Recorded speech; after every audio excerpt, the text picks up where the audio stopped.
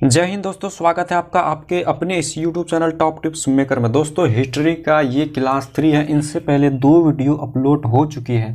अगर आपने उस दोनों वीडियो को नहीं देखा है तो उन दोनों वीडियो को देख लेना है। आपको ये प्लेलिस्ट में मिल जाएगा। वहाँ पे आधुनिक भारत के इतिहास का नाम से बना हुआ प्लेलिस्ट। तो अभी तो 2 ही वीडियो अपलोड हो चुका है, तो आप उनको जाके देख लेना।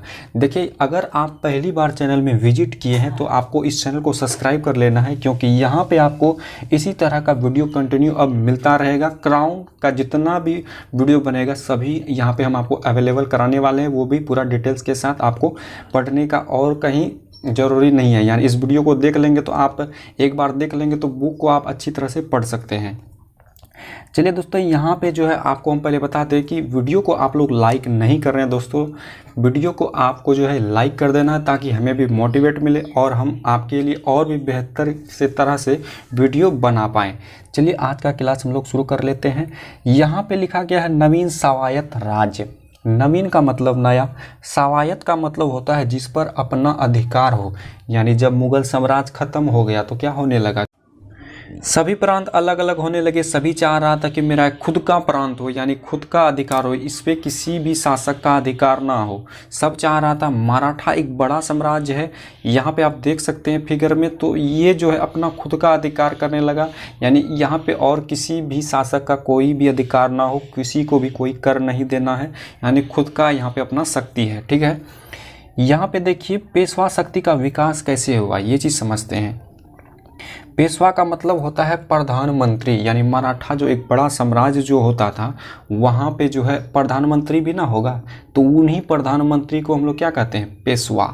यहाँ पे बालाजी विश्वनाथ जो है 1713 से 1720 ईस्वी तक पेशवा रहे, यानी प्रधानमंत्री रहे। प्रधानमंत्री कहाँ का, एक जो है खुद का जो अपना जो प्रांत था मराठा, उन्हीं का क्या है यहाँ पे प्रधानमंत्री। ये चित्तपावन वंशीय ब्राह्मण थे। ये याद रखना कि बालाजी जो थे वो क्या थे, ब्राह्मण थे, जो 1713 ईस्वी में साहू के पेशवा बने। साहू वर्ड आ गया यहाँ पे। साहू जो है क्या है, मराठा नेता था। यानी ये बालाजी विश्वनाथ किन के पेशवा हैं, साहू के हैं, यानी साहू के प्रधानमंत्री हैं। मेन यहाँ पे कौन है, यानी राजा कौन हुआ, यहाँ पे साहू राजा हुआ, लेकिन बालाजी विश्वनाथ यहाँ पे प्रधानमंत्री हुआ। साहू को आप जानते होंगे, ये संभाजी का पुत्र है। ये साहू को जो है औरंगजेब क्या कर रखा था, कैद करके रखा था। जब यहाँ पे बहादुर शाह आता है तो इनको आज़ाद कर देता है। ये बात आपको पता होगा, अगर आपने यहाँ पे मुगल साम्राज्य का पतन पढ़ा होगा तो ये बात आपको पता होगा। आगे पढ़ते हैं। यहाँ पे इन्होंने मुगल शासक फर्रुखसियर को हटाने में संयंत्र बंधुओं की मदद की थी। कौन, बालाजी विश्वनाथ जो है वो फर्रुखसियर जब बैठा था राजगद्दी में, तो इनको हटाने के लिए संयंत्र बंधुओं मतलब यहाँ पे हुसैन अली खां और अब्दुल्ला खां की क्या की थी, मदद की थी। कौन, बालाजी विश्वनाथ। देखिए यहाँ पे हम आपको सब कुछ बताएंगे धीरे धीरे, इसलिए आपको इस वीडियो को ध्यानपूर्वक से सुनना है। आपको और कहीं भी वीडियो देखने की ज़रूरत नहीं है। अगर आप यहाँ पे वीडियो देख लेते हैं तो आप बुक को अच्छी तरह से पढ़ पाएंगे, ये हमारी आशा है। तो यहाँ पे आपको जो है एग्जाम में क्वेश्चंस पूछेगा कि बालाजी विश्वनाथ जो है वो किन के पेशवा थे, तो यहाँ पे साहू के पेशवा थे। अगला पढ़ते हैं यहाँ पे बाजीराव प्रथम। बाजीराव प्रथम किसका पुत्र है, तो बालाजी विश्वनाथ का ही पुत्र है। बाजीराव प्रथम बालाजी विश्वनाथ का पुत्र था, जिसने मराठा परिसंघ की स्थापना की। यानी यह जो है साहू के यानी टाइम में ही ये भी प्रधानमंत्री बना, ठीक ना। और यह मराठा संघ की क्या की, स्थापना की, मराठा परिसंघ की स्थापना की। परिसंघ का मतलब होता है एक दूसरे जगह के क्षेत्र को अपने में मिला लेना। जैसे यहाँ पे आप देख सकते हैं होलकर, इंदौर, सिंधिया, ग्वालियर, गायकवाड़, बड़ौदा तथा भोंसले, इन सबको क्या कर लिया, अपने क्षेत्र में इनको शामिल कर लिया, यानी मराठा परिसंघ की स्थापना की। तो एग्जाम में डायरेक्ट क्वेश्चन बनता है कि मराठा परिसंघ की स्थापना किसने की, तो यहाँ पे बाजीराव प्रथम ने की। अगला पॉइंट है, इसने पूना को अपना केंद्र बनाया। यानी इन्होंने जो केंद्र बनाया वो कहाँ बनाया, पूना में इन्होंने अपना केंद्र बनाता है। आगे देख लेते हैं। यहाँ पे 1728 ईस्वी में बाजीराव प्रथम और निजामुल्लक के बीच पालखेड़ा का युद्ध हुआ। भैया पालखेड़ा का जो युद्ध हुआ वह 1728 ईस्वी में हुआ। किनके बीच हुआ, बाजीराव प्रथम और निजामुल्लक के बीच यहाँ पे युद्ध हुआ। और निजामुल्लक जो है यहाँ पे क्या हो जाता है, पराजित हो जाता है। चलिए ये बात आपको याद रखना है। आगे बढ़ते हैं यहाँ पे। अब बालाजी बाजीराव आ गया। यहाँ पे देखिए बालाजी बाजीराव जो है ना, बाजीराव प्रथम का पुत्र है। यहाँ पे आप थोड़ा ध्यान दीजिए, बालाजी इनके दादा का नाम, बाजीराव इनके बाप का नाम, यानी इनका पोता, इनका यहाँ पे बेटा, यानी दादा का भी नाम लगा हुआ है और अपने बाप का भी नाम लगा हुआ है। इनका नाम तैयार हो गया, ये ध्यान में रखना है, ठीक है। यहाँ पे आगे फिर देखते हैं, बालाजी बाजीराव जो है 1740 से 1761 ईस्वी तक रहा। इनको नाना साहेब पेशवा भी कहते हैं। यहाँ पे देख लेते हैं, यह राजा राम द्वितीय का पेशवा था। यह किनका प्रधानमंत्री था, किसका पेशवा था?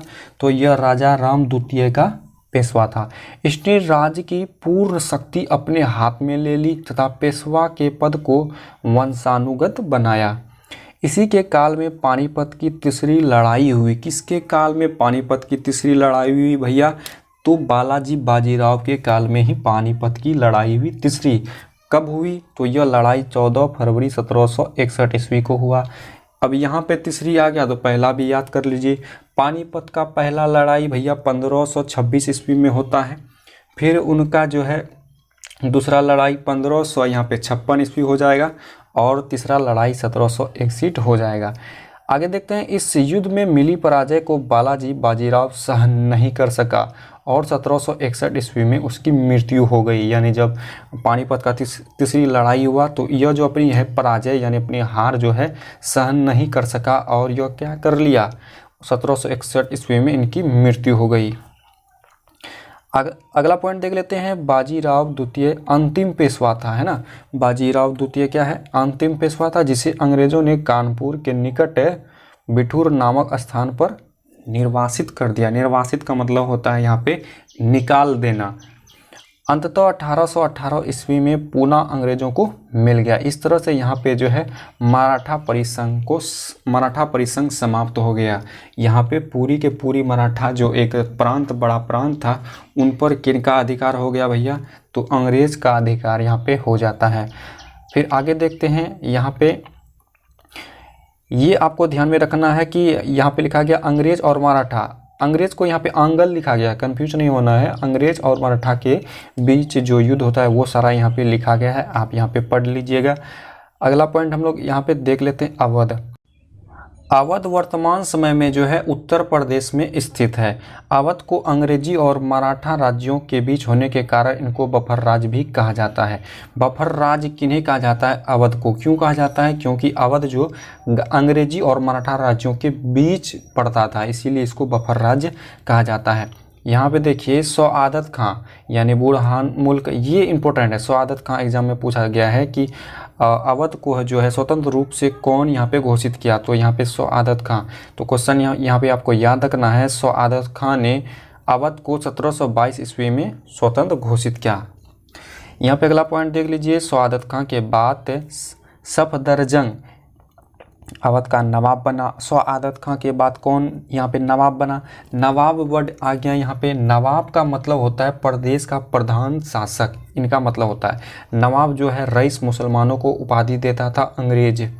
तो यहाँ पे सआदत खां के बाद कौन बना नवाब भैया? तो यहाँ पे सफदरजंग यहाँ पे दूसरा नवाब बनता है और फिर इसका पुत्र शुजा-उद-दौला अवध का नवाब बना।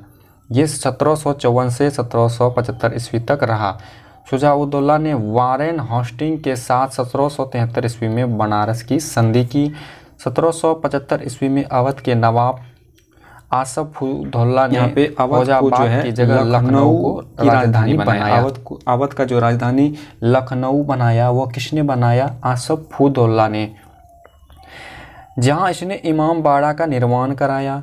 इमाम बाड़ा का निर्माण किसने करवाया? तो यहाँ पे आपको याद रखना है, आसफ-उद-दौला। इमाम बाड़ा एक प्रकार का महल होता है, यहाँ पे आप फिगर में देख सकते हैं। इमाम बाड़ा का जो है निर्माण किसने करवाया? आसफ-उद-दौला। आगे बढ़ते हैं, अगला पॉइंट है, वाजिद अली शाह अवध का अंतिम नवाब था। ये भी इम्पोर्टेंट है। वाजिद अली शाह जो है वो अवध का अंतिम नवाब बना रहा। इसी के शासनकाल में अवध पर कुशासन का इल्ज़ाम लगाकर अंग्रेज़ों ने 1856 ईस्वी में ब्रिटिश शासन में मिला लिया। इस प्रकार से अवध भी ख़त्म हो गया, अवध को ही अपने क्षेत्र में मिला लिया ब्रिटिश। आगे यहाँ पे देखते हैं मैसूर। मैसूर दोस्तों यहाँ पे जो है ये कर्नाटक राज्य में एक स्थित नगर है वर्तमान समय में। इनसे जुड़े फैक्ट भी देख लीजिए। हैदर अली का जन्म 1722 ईस्वी में हुआ। मैसूर के कोलेर जिले में हुआ था। कहाँ पे हुआ था मैसूर में? तो कोलार जिले में हुआ था, सॉरी यहाँ पे कोलार जिला में हुआ था। 1755 ईस्वी में डिंडीगुल के किले का फौजदार बना। भैया फौजदार जो होता है वो सेना का छोटा अधिकारी होता था। फौजदार क्या होता है? सेना का छोटा अधिकारी। तो वही होता था फौजदार। कौन होता था? हैदर अली। 1761 ईस्वी में वह मैसूर का शासक बना। यानी पहले फौजदार था, फिर 1761 ईस्वी में यह खुद मैसूर का क्या बन गया? शासक बन गया। हैदर अली ने प्रथम आंग्ल मैसूर युद्ध में अंग्रेजों को हराया। यानी अंग्रेज और मैसूर दोनों का जब युद्ध हुआ तो हैदर अली जो है अंग्रेज को बुरी तरह से हराया था। द्वितीय आंग्ल मैसूर युद्ध में जनरल आयरकूट ने पोर्टो नोवा के युद्ध में यहाँ पे हैदर अली को परास्त किया। यानी दूसरा जो है आंग्ल मैसूर युद्ध होता है तो क्या होता है यहाँ पे? हैदर अली परास्त हो जाता है और हैदर अली की यहाँ पे मृत्यु अंततः हो जाती है। तो एग्जाम में क्वेश्चन बनता है कि हैदर अली की मृत्यु किस युद्ध के दौरान हुई? तो द्वितीय आंग्ल मैसूर युद्ध के दौरान जो है इनकी मृत्यु हो जाती है। अब इनका पुत्र आ गया टीपू सुल्तान। टीपू एक पढ़ा लिखा योग्य शासक था, है ना। टीपू किसका पुत्र था? तो उसी का पुत्र है यहाँ पे हैदर अली का। टीपू सुल्तान जो है एक योग्य शासक था जो पढ़ा लिखा हुआ था। इनको जो है भाषा का काफ़ी ज़्यादा ज्ञान होता है। यहाँ पे आप देख सकते हैं अरबी, फारसी, उर्दू एवं कन्नड़ भाषाओं का ज्ञान था। उसने नई मुद्रा, नई माप तौल की इकाई और नवीन संवत का प्रचलन कराया। टीपू ने श्रृंगेरी के जगत गुरु शंकराचार्य के सम्मान में मंदिरों का पुनर्निर्माण कराया। इसने श्रृंगेरी मंदिर में देवी शारदा की मूर्ति का निर्माण के लिए धन दिया। यानी मंदिर का निर्माण के लिए ढेर सारा यहाँ पे धन देता है। मंदिर कौन सा बनाता है भैया? श्रृंगेरी मंदिर में देवी शारदा की मूर्ति के निर्माण के लिए इन्होंने काफ़ी ज़्यादा यहाँ पे धन देता है। अगला फैक्ट देख लीजिए। टीपू ने फ्रांसीसी क्रांति को प्रभावित होकर श्रीरंगपट्टनम में जैकोबियन क्लब की स्थापना की। उसका सदस्य बना और स्वयं को नागरिक टीपू कहने लगा। टीपू ने अपनी राजधानी श्रीरंगपट्टनम में फ्रांस और मैसूर के मैत्री के प्रतीक स्वतंत्रता का वृक्ष लगाया। यानी टीपू जो है वो मैसूर का जो राजधानी रखा, कहाँ पे रखा? श्रीरंगपट्टनम। और जो है फ्रांस और मैसूर के मैत्री का प्रतीक को देखकर यह स्वतंत्रता का वृक्ष लगाता है। तो यहाँ पे एग्जाम में क्वेश्चन बनता है कि स्वतंत्रता का वृक्ष किसने लगाया? तो टीपू सुल्तान ने लगाया। ये भी आपको याद रखना है। अगला पॉइंट यहाँ पे है उसके 1796 ईस्वी में एक नौसेना बोर्ड का गठन हुआ। यानी 1796 ईस्वी में नौसेना बोर्ड का गठन होता है। टीपू ने द्वितीय आंग्ल मैसूर युद्ध में कमान संभाली। कमान का मतलब होता है यहाँ पे धनुष। तो द्वितीय आंग्ल मैसूर युद्ध में क्या संभाली टीपू ने? तो यहाँ पे कमान संभालता है। तृतीय आंग्ल मैसूर युद्ध में कैप्टन मिडोज ने टीपू को क्या कर दिया? परास्त कर दिया। यानी तृतीय जब अंग्रेज और मैसूर के बीच जो युद्ध होता है तो टीपू यहाँ पे परास्त हो जाता है और श्रीरंगपट्टनम की संधि की। इस संधि में यह शामिल था कि टीपू अंग्रेजों को 3 करोड़ रुपये देगा। जब तक यह रकम नहीं दी जाएगी टीपू के 2 पुत्र अंग्रेजों के कब्जे में रहेंगे। जब यह युद्ध हार गया तो यहाँ पे संधि तो करना पड़ा ही श्रीरंगपट्टनम का, लेकिन साथ साथ जो है अंग्रेज जो था टीपू को 3 करोड़ रुपये जुर्माना देने के लिए कहा। यानी जो भी नुकसान हुआ उनका तो वह जुर्माना भरने के लिए कहा। अगर यह नहीं देगा तो क्या करेगा? इनके 2 बेटों को अंग्रेज कब्जा करके रखेगा। यहाँ पे फिर अगला पॉइंट है चतुर्थ आंग्ल मैसूर युद्ध में टीपू मारा गया। यानी अब यहाँ पे टीपू सुल्तान मर जाता है चतुर्थ आंग्ल युद्ध मैसूर में। यहाँ पे आपको क्वेश्चन पूछेगा टीपू की मृत्यु किस युद्ध के दौरान हुई? तो चतुर्थ आंग्ल मैसूर युद्ध के दौरान हो जाती है। अगला पॉइंट देख लीजिए। यहाँ पे अंग्रेजों ने वाडियार वंश के एक बालक कृष्णराज को मैसूर की गद्दी पर बैठा दिया। जब टीपू सुल्तान खत्म हो गया तो वहाँ पे मैसूर की गद्दी पर किसको बैठाया?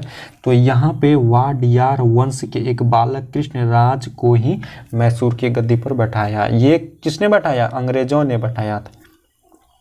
मैसूर के जीतने की खुशी में आयरलैंड के लॉर्ड समाज ने वेलो जली को मार्किवस की उपाधि यहाँ पे प्रदान कर ली। चलिए आगे देखते हैं। आगे जो है आपको ये जो है ध्यान में रखना है और किताब में आपको देख लेना है अच्छी तरह से। यहाँ पे आपको याद रखना है द्वितीय आंग्ल मैसूर युद्ध में हैदर मारा गया, यानी हैदर अली मारा गया। और चौथा युद्ध जो होता है उसमें टीपू सुल्तान मारा जाता है। चलिए आगे देख लेते हैं। आगे है यहाँ पे है पंजाब। पंजाब से जुड़ी फैक्ट है यहाँ पे देख लीजिए। गुरु गोविंद सिंह की मृत्यु के बाद उसके शिष्य जो है बंदा बहादुर, उन्होंने ही सिखों के नेतृत्व को संभाला। तो आपको ये पता होना चाहिए कि गुरु गोविंद के संस्थापक कौन थे। तो गुरु गोविंद के संस्थापक गुरु नानक जी होते हैं, जो पहला गुरु होता है, और गुरु गोविंद सिंह जो है 10वां गुरु है, और इनका शिष्य बंदा बहादुर ने ही सिखों के नेतृत्व को संभाला। बंदा बहादुर ने सिखों का पहला राजनीतिक नेता हुआ जिसने प्रथम सिख राज्य की स्थापना यहाँ पे करती है। ठीक है, यहाँ पे अब आगे पढ़ लेते हैं। 1716 ईस्वी में फर्रुखसियर द्वारा बंदा बहादुर की हत्या कर दी। बंदा बहादुर की हत्या किसने की? तो फर्रुखसियर ने ही यहाँ पे बंदा बहादुर की हत्या कर देता है। ये 1716 ईस्वी की बात है। कपूर सिंह के नेतृत्व में 1748 ईस्वी में दल खालसा की स्थापना हुई। दल खालसा की स्थापना कब हुई? तो 1748 ईस्वी में हुआ। किसके नेतृत्व में हुआ? तो कपूर सिंह के नेतृत्व में हुआ। दल खालसा क्या होता है? तो दल खालसा एक प्रकार का विशेष योद्धा का टुकड़ा हुआ करता था। उन्हीं का यह गठन किया, यानी सबको एक जगह एकत्रित करके क्या किया, एक जगह एकत्रित किया और उनका नाम रखा दल खालसा। जब जो कपूर सिंह की मृत्यु हो जाती है तब क्या होता है भैया, तो जस्सा सिंह अहलूवालिया ने क्या करता है, सबको अलग कर देता है, यानी 12 स्वतंत्र मिसलों में इनको अलग कर देता है। और सबसे ज़्यादा जो शक्तिशाली भंगी मिसल होता है, सबसे ज़्यादा शक्तिशाली भंगी मिसल होता है, यानी यहाँ का जो योद्धा होता था वो सबसे ज़्यादा शक्तिशाली होता है। कहा जाता है कि इतिहास में यहाँ भंगी मिसल के जो लोग होते थे, यहाँ का जो योद्धा होता था, यहाँ का जो सेना होता था, वो सब जो है भांग की नशा करता था, इसलिए इनको भंगी मिसल भी कहा जाता है। यहाँ पे है सुकर चकिया मिसल को आधुनिक पंजाब के निर्माण का श्रेय दिया जाता है। चलिए आगे यहाँ पे देख लेते हैं महाराजा रंजीत सिंह। महाराजा रंजीत सिंह का जन्म कब होता है? तो 13 नवंबर 1780 ईस्वी को होता है और उनके पिता का नाम मानसी है। रंजीत सिंह जो है किस मिसल का है? तो यह सुकर चकिया के मिसल का था। रंजीत सिंह ने भंगी मिसल से लाहौर और अमृतसर छीनकर लाहौर को राजधानी बनाया, यानी पंजाब की राजधानी इन्होंने कहाँ पे रखा? लाहौर रखा। अगला, अफगान के शासक शाह शुजा ने रंजीत सिंह को कोहिनूर हीरा दिया। कोहिनूर हीरा रंजीत सिंह को किसने दिया? तो अफगान के शासक शाह शुजा ने दिया। फौज ए आइन रंजीत सिंह की अस्थाई सेना थी।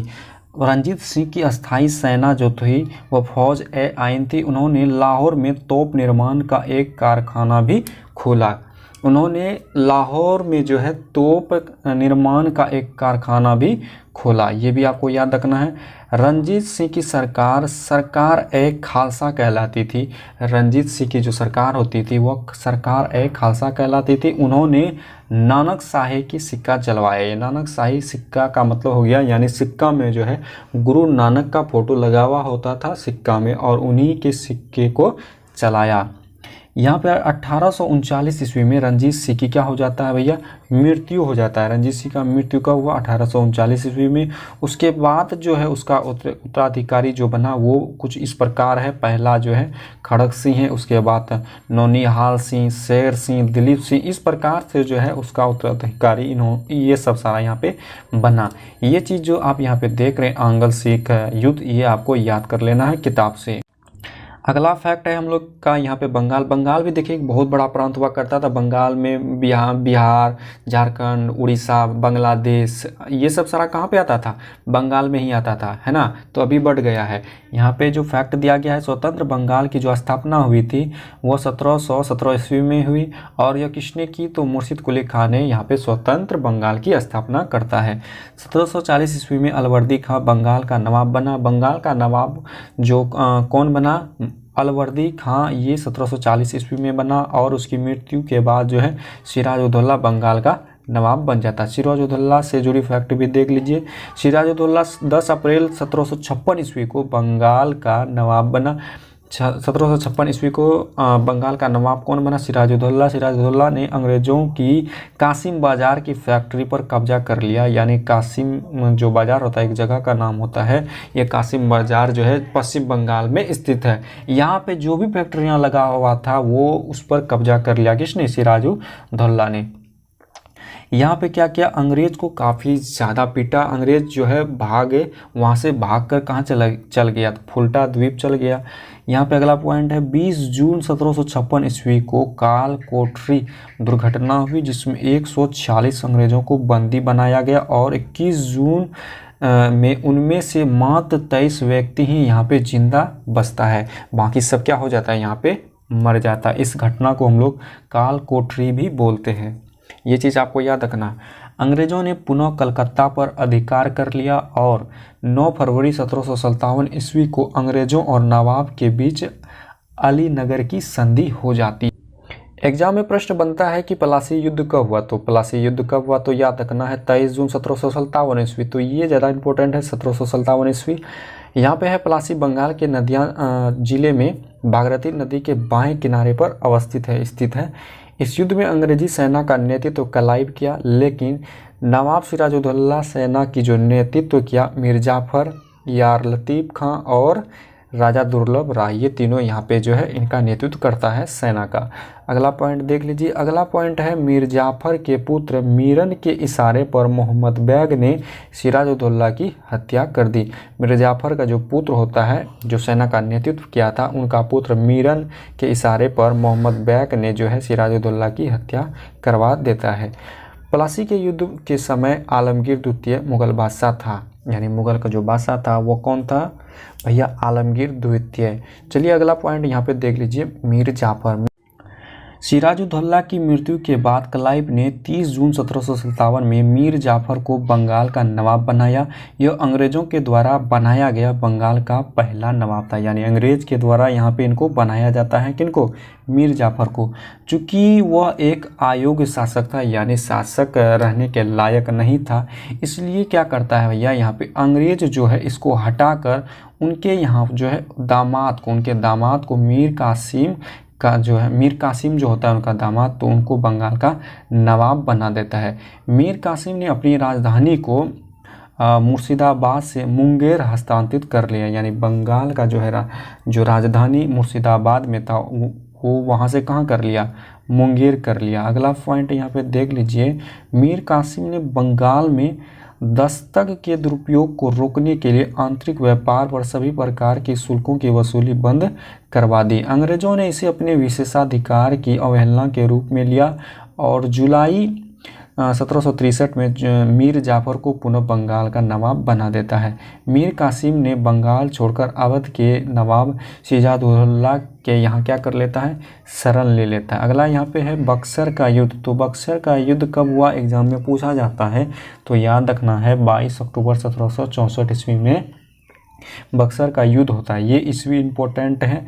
बक्सर के युद्ध में अंग्रेजों और मीर कासिम अवध के नवाब सिराजुद्दौला और मुगल बादशाह शाह आलम द्वितीय की संयुक्त सेनाओं के बीच होता है। यहाँ पे अगला पॉइंट है, अंग्रेज सेना के नेतृत्व मुनरो ने किया था। अंग्रेज सेना का नेतृत्व जो किया था वो मुनरो ने किया था। इस युद्ध में अंग्रेज विजय हो गया, यानी बक्सर के युद्ध में कौन विजय हो गया भैया, अंग्रेज विजय हो जाता है। इस युद्ध के बाद अंग्रेजों की भारत में वास्तविक सत्ता स्थापित हो जाता है, यानी जब बक्सर का युद्ध होता है तो अंग्रेज का जो है एक प्रकार से पूर्ण रूप से यहाँ पे अधिकार कर लेता है। 12 अगस्त 1765 ईस्वी को क्लाइव ने शाह आलम से इलाहाबाद की प्रथम संधि की, ये भी याद रखना है। बंगाल में द्वैत शासन की शुरुआत 1765 ईस्वी में हुई।